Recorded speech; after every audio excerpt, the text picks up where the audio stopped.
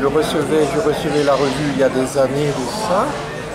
Je me suis réabonné. Qu'est-ce que je ne reçois pas par le plus grand des hasards? Une lettre publique au président de la République, François Hollande. Elle est là, la lettre date de 04. Vous savez, le genre de lettre ouverte que vous pouvez renvoyer à l'Élysée en franchise postale. Il y a 6 pages, notamment sur Fessenheim. Il y a 8 autres centrales qui sont exactement aussi dangereuses et aussi âgées, puisque la moyenne quand on ferme une centrale, on a vu que l'âge moyen de fermeture était à 25 ou 28 ans.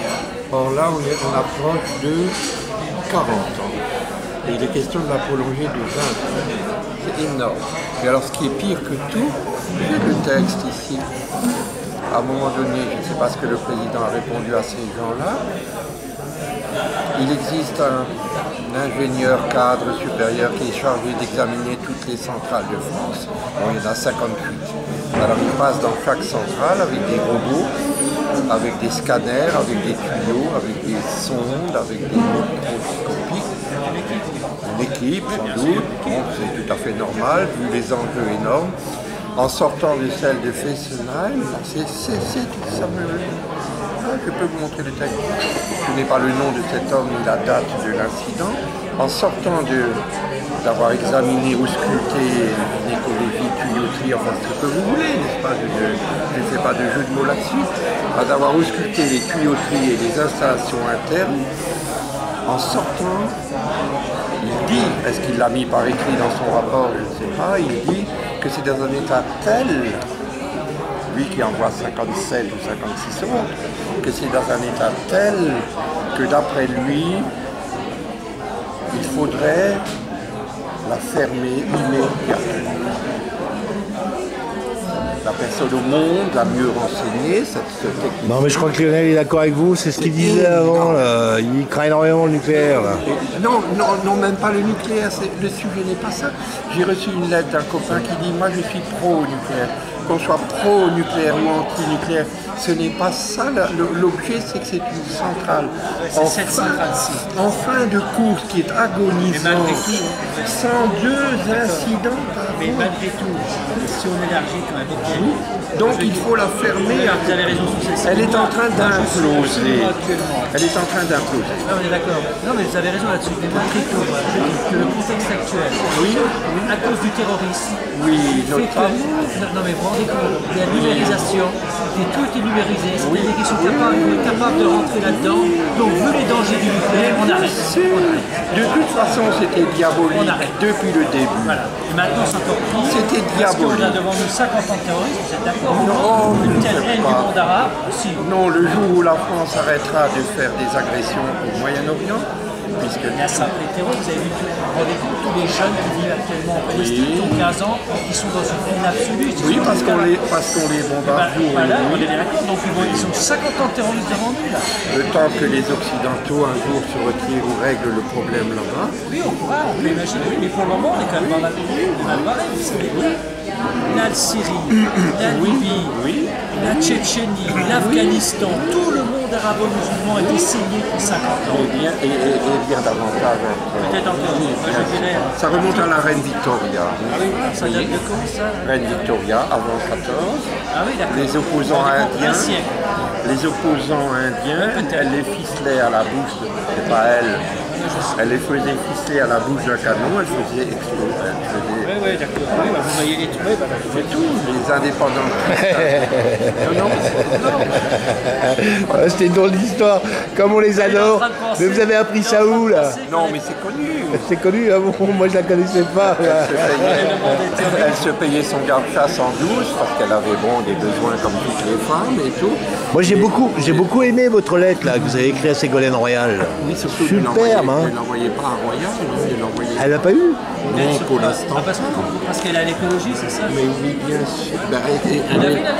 Oui, bien sûr. Elle est superbement bien écrite, hein. Puis alors vous êt méchant avec elle, hein. On lui dit de ces trucs comme ça. Si vous en avez même envie, vous pouvez m'en laisser. J'espère surtout qu'elle est convaincante. J'aime bien lire quelque chose calmement. Oui, je lis ce qu'on donne. je pense surtout qu'elle est... Ah, j'en ai encore une, voilà. Bon, ça circule, il y a des gens qui signent ou qui ne signent pas, chacun fait comme il sent. Non, je l'ai trouvé superbe, hein, pleine d'ironie. Hein. Pierre, merci. Ah, une réussite, hein, j'ai beaucoup aimé. Pierre Auster a signé, Guy Goffet a signé, Jean-Pierre Faye a signé, Armand Péter aussi. Gérard Pfister a signé. Signe qui veut. Mais vous l'avez envoyé à qui exactement? Pour l'instant, à personne. Vous lisez l'usine nouvelle? Vous lisez l'usine nouvelle? L'usine nouvelle. Il est arrivé que je le lise parce que j'étais en référence sur France. Ah oui, parce que vous avez entendu. Non, France Inter. Elle fait ses déclarations, elle a un bon attaché de presse, moi je n'en ai pas des fois. Elle fait d'abord une bulle dans l'usine nouvelle, ensuite elle fait de la radio, et ensuite elle termine par le monde, et ensuite elle recommence la semaine d'après. Tout ça est très stratégique, au service de la très grande industrie. C'est mon. Non mais c'est pour ça, l'usine nouvelle, c'est pas Jamais, bien. je ne savais même pas que ça existait. Ben, c'est pour ça que j'étais surpris, ben, évidemment. Moi je le lisais quand j'étais à l'UT. D'ailleurs je ne lisais pas, je me faisais sermonner parce que je ne lisais pas. Ben oui, on ne peut pas tout lire, les bulletins Non mais j'aimais pas, c'est un c'était trop... très patronal. J'ai fait des études techniques à moi avant. Oui, oui. Alors, ce que j'ai bien aimé, c'est la partie où vous lui dites si ça s'était passé dans les pays nordiques, il y a longtemps que vous ne seriez plus là. Voilà, j'ai bien aimé cette... Les Allemands sont hors d'eux, ils ne supportent plus. Ah, je crois que vous en parlez aussi vous parlez aussi du ministre. Oui. Le ministre allemand, là, Il y a à plusieurs niveaux. Il demande aussi la fermeture de Il y a le Bade-Württemberg ministre, mais il y a le ministre fédéral de l'écologie qui s'appelle Barbara Hendricks. Bon, c'est pas la chanteuse, mais c'est presque la chanteuse. Elle a fait une lettre à Ségolène Royal qui n'a peut-être pas encore répondu, ou a répondu de façon très convaincante. Mais vraiment, de toute façon, c'est bien vous y croyez. Moi, j'arrive même plus. Oui, à réaliser. Non, mais c'est pas ça. Je n'ai plus aucune confiance en personnel politique actuel. Je n'arriverai même pas à lui écrire. Je ne la prends même pas au sérieux, cette bonne femme. Mais je ne l'ai pas écrit à elle. Mais vous avez raison, il faut y croire. Si le texte reste entre nous, si le texte arrive sur son bureau, 2 jours après, j'ai un contrôle le matin à 7h du matin. Mais bien sûr, voyez, c'est le 3e personnage de l'État. Moi j'ai scanné, j'ai scanné cette lettre et je l'ai mise sur Facebook. Très bien, j'ai pas mal fait Je vous remercie beaucoup. Je pense que ça va tourner. Il y a des gens qui l'ont vu, là, comme Marc Chauder. Qu'il signe ou pas, c'est pas le sujet. L'affaire est tellement énorme qu'il faut être au courant. J'en parle dans le tramway, dans l'autobus. J'en parle à mon banquier, j'en parle à mon épicier. Au coiffeur. J'en parle à mon curé si jamais je vois mon curé. Je n'ai pas de curé, mais c'est pas grave. Il y a Lionel qui va en parler à ses élèves. Oui, incidemment, en dehors du cours. Ah, ça serait bien là. Hein. Parce que la vie de chacun est menacée. C'est une affaire de fou. Une affaire de fou. Et le pire du pire et le nœud de la question, sans faire de jeu de mots à mon âge évidemment, le nœud de la question doit être là, ils sont dans une incompétence. Le type que j'avais en face de moi, qui était au niveau ingénieur, m'a dit, il assiste aux réunions de direction. Ah, je ne vous ai pas dit, j'étais à la centrale le 11 janvier. La première fois de ma vie, j'ai participé à une petite manifestation franco-allemande helvétique très gentille.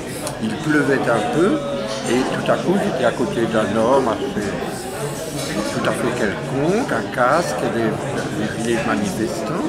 Je lui donne mes tracts, comme je fais tout le monde, comme un témoin de Jéhovah. Et alors il me dit, comment monsieur, 50 incidents, donner le chiffre d'Emmanuel Koss, secrétaire national de ELV, les Verts, 50 incidents, un par semaine. Monsieur, comment 50 incidents? Non, 102 par an, un tous les 3 jours. Monsieur, dit-il, il y a dans cette centrale 7 fois plus, Stop Fessenheim dit 3 fois plus, non, 7 fois plus d'incidents que dans une centrale dite normal, ils ont des statistiques, et encore ils ne notent pas tout. 7 fois plus d'incidents que dans une centrale nucléaire française habituelle. Alors, Vous avez été à la réunion de Bachelot, là? ah, oui, c'était très étrange, de Corinne Lepage. Lepage. C'était très riche, très difficile, très contradictoire. Je n'ai pas pu convaincre entièrement, parce que quand on raconte ça, les gens vous prennent pour, comment monsieur, un incident tous les 3 jours et demi. Ils vous prennent pour qui n'avait pas la preuve, mon bonhomme aurait dû être là. Vous comprenez? Mon ingénieur aurait dû être là et confirmer, bien sûr. Alors il prend des risques énormes puisqu'il est employé par la centrale et qu'il risque son emploi. Mais l'histoire de sortir du nucléaire est encore pire. Le vérificateur contrôleur, je l'ai su depuis 3 jours, vérificateur contrôleur disant que la structure interne est dans un tel état de fuite ou de déliquescence ou de vétusté ou d'usure qu'il faudrait la fermer tout de suite. Ça rejoint tout ce qu'on avait dit en pire. Parce qu'à l'heure où nous parlons, il y a elle est de nouveau en panne. Dernière nouvelle de conduite. Là, elle était de nouveau en panne en décembre. Ils appellent ça une connivence de c'est extraordinaire. Et le truc se termine par la rituel prier la Sainte Vierge, Saint-Antoine vous guérira. Il n'y a aucun risque pour l'environnement humain ou naturel. Point à la vie. On le sait d'avance. Incident numéro 1, parce qu'ils ne peuvent pas le mettre sous 0. Le 0 n'existe pas. C'est monstrueux. Là, vous craignez un espèce de Fukushima, quoi. Fukushima encore, Kamel. Non, mais je vous dis ça. Non, Fukushima, il n'y aura peut-être jamais des tsunamis en Alsace, il n'y aura peut-être jamais... Non, mais je veux dire, je parle des effets, je parle pas de l'accident lui-même. Bien sûr. Fukushima qui n'est toujours pas maîtrisé et Tchernobyl qui n'est toujours pas maîtrisé. L'incident n'est pas terminé sur Tchernobyl ni sur Fukushima. En tout cas, sur Fukushima, il continue. Il y a des radiations jusqu'aux Antilles. Pareil que tous les océans sont touchés, hein, on dit. On vit où? On vit dans quoi? C'est monstrueux. C'est une très belle allégorie. J'ai pris votre place. C'est une très très belle allégorie de la crainte, de la passivité sur tout ce qui a lieu en ce moment. L'ozone, etc. Si on n'est pas foutu sur une ratière pareille, sur une soupière pareille, sur une merde pareille, à 75 km d'ici, si on n'est pas foutu de la fermer, on est foutu pour tout le reste. C'est pas la peine, on peut se coucher. On peut se coucher. C'est très symbolique. Il y aurait un grand roman à faire ou une grande pièce de théâtre, ou mal,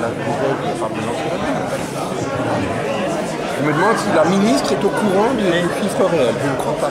Ils ont la trouille, ils n'ont pas remonté ça sur le ministre. Vous comprenez? Ils n'ont pas remonté. Sinon, elle ne peut pas dormir après. Ou alors elle est folle.